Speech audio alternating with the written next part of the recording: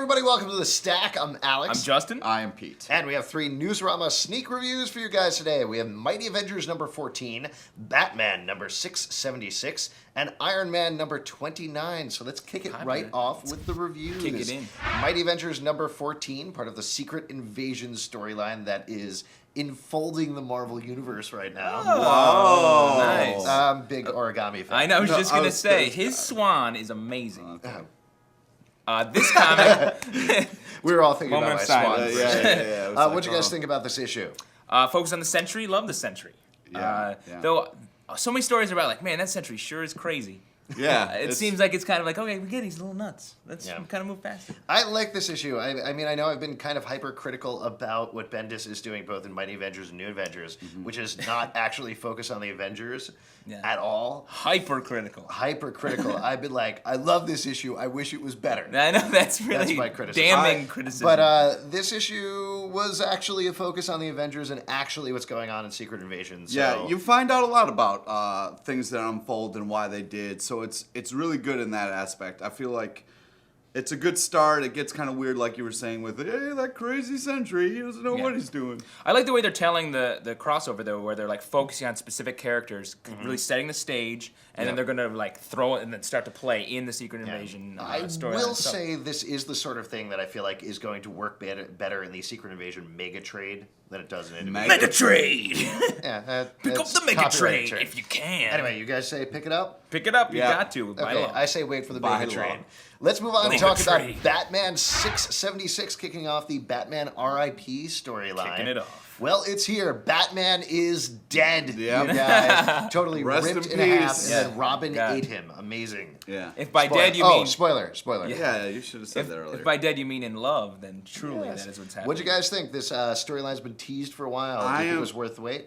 I'm very confused by what happened in this. There seems to be a deadly mind. Do you know why you're confused? And then, because Grant Morrison's doing it? Yep. Bingo. Exactly. I don't know. It made perfect sense to me. Deadly European mime, man with a weird face, blood. Yeah. Duh. That's a story. I loved the first page of this issue. There's a big, gigantic splash page that opens up with Batman and Robin, and Batman screaming, "Batman and Robin will never die!" Yeah. Which I thought, that's a great way of kicking off the storyline.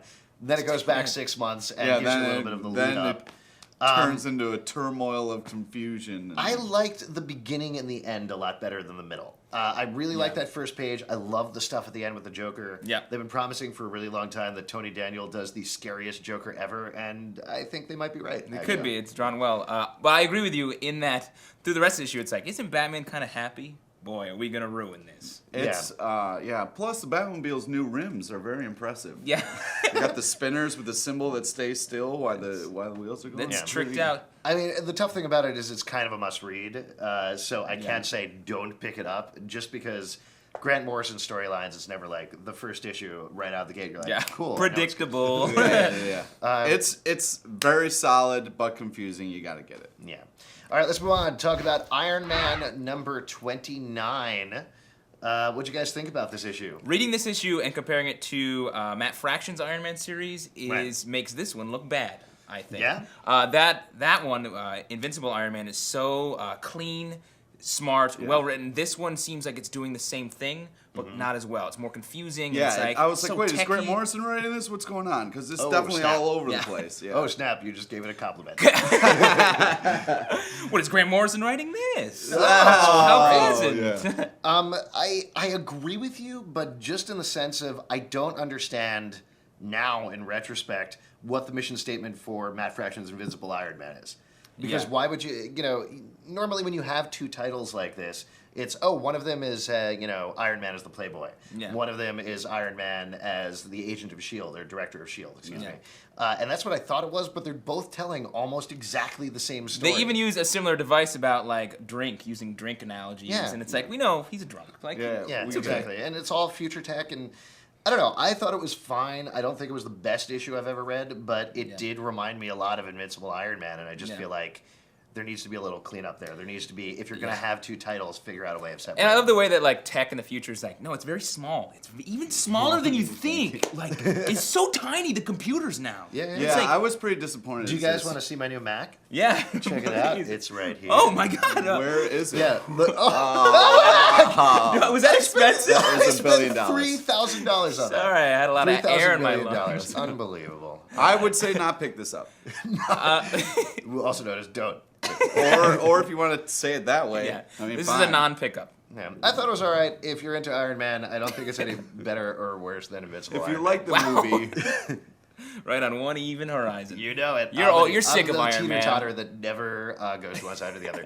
After Alex's the break, hypercritical review strikes again. after the break, Slam. we're going to have a speed round and a viewer mail, so stay tuned. Every day, your finger makes countless selfish clicks. How about a couple for your friends? It's as easy as 1, 2, 3.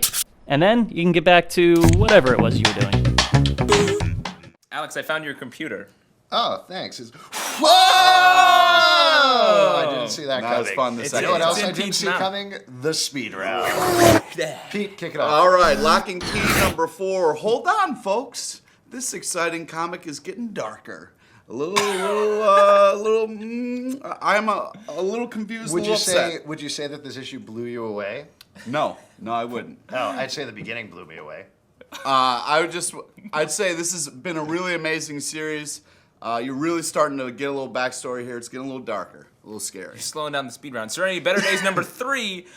This Speed series, up, hurry, come on, wait, This series, I love Serenity and Firefly, and this series makes me feel like I broke up with those movies and the movie and TV show, and now I'm seeing my girlfriend afterwards, and it's awkward, and I wish we were back in a relationship. Serenity, come back to me. I love you.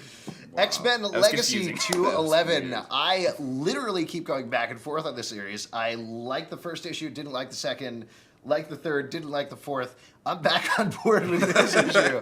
As long as we can keep where the plot is going in this issue, I'm totally fine with it. Just don't keep changing it up on every issue. Don't. Come on. Don't. Come on. Lost Boys, Reign of Frogs number 1. Hey, if you like the Lost Boys, the movie, you'll enjoy this comic book.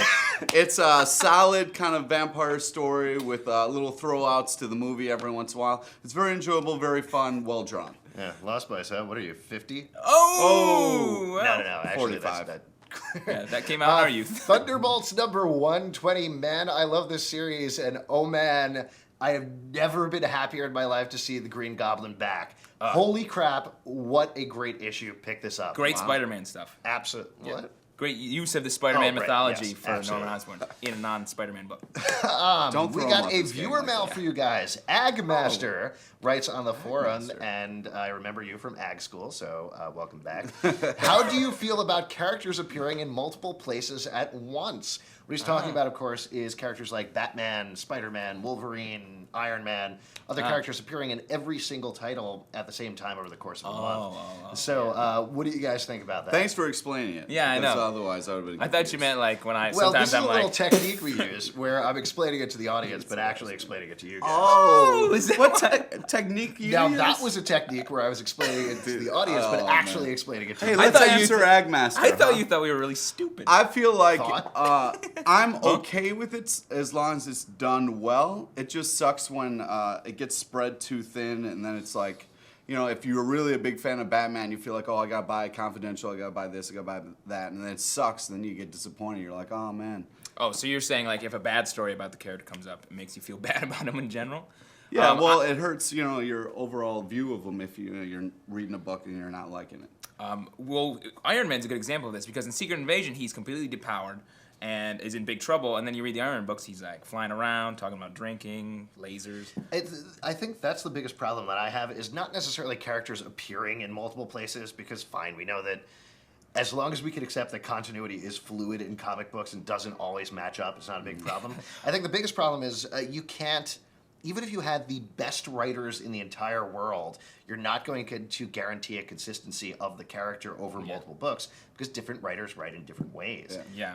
What I think is great, just in terms of a title, is, you're going to hate me for this, but what they're doing with Amazing Spider-Man. I wish they would go ahead and do that for most titles rather than having 3 different Spider-Man titles with 3 different focuses like they used to have, and say what you want, some of them were good, some of them were bad. some of Having them were one bad. Spider-Man title that's following one